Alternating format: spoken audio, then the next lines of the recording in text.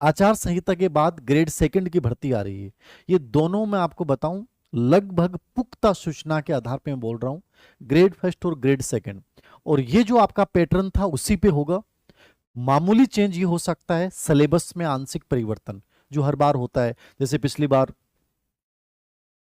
थोड़ा सा first paper में ग्रेड फर्स्ट में चेंज कर दिया, स्कूल मैनेजमेंट के दो तीन टॉपिक हटा दिए, जोड़ दिए। अपडेट वाले विषय कोई भी होता है उसमें थोड़ा बहुत चेंज कर दें।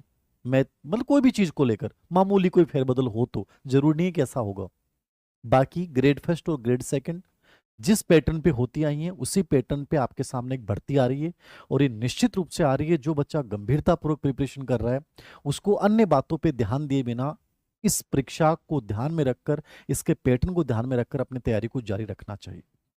नंबर 2, सर क्या रीट पात्रता परीक्षा के आधार पे grade first, grade second, grade third, क्या उसी लेवल पे एक एग्जाम की बात की जा रही है?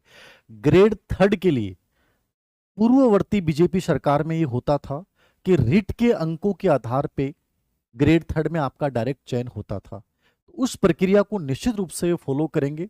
मुझे लगता नहीं कि ग्रेड थर्ड के लिए कि अलग से कोई एग्जाम और करवाएंगे। निश्चित रूप से मुझे लग रहा है कि रीट पात्रता, अब आप कहोगे सर रीट पात्रता के बिना भी तो हो सकता है, कभी नहीं हो सकता। रीट पात्रता परीक्षा आरटी 2009 और न्यू एजुकेशन पॉलिसी का रूल है।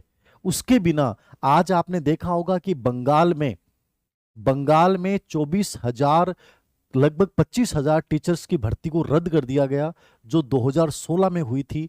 8 साल से वो जचे हुए थे, उनसे वेतन ब्याज सहित वसूलने की प्रक्रिया भी शुरू कर दी गई। उसमें एक बात लिखी हुई थी कि इनमें से बहुत से टीचर्स बिना पात्रता परीक्षा टेट एग्जाम पास किए बिना उनको लगाया गया था। यानी ये एक बहुत बड़ी बात बोल रहा हूं मैं कि पात्रता परीक्षा मतलब रीट के बिना आप कोई भी एंट्रेंस एग्जाम कुछ भी कराओ वैलिड नहीं है।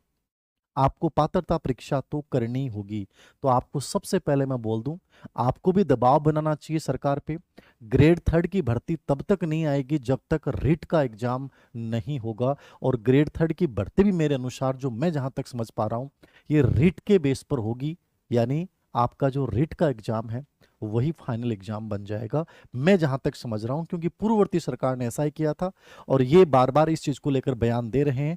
तो वो वन एग्जाम जो है वो यहां जरूर फॉलो की जा सकती है।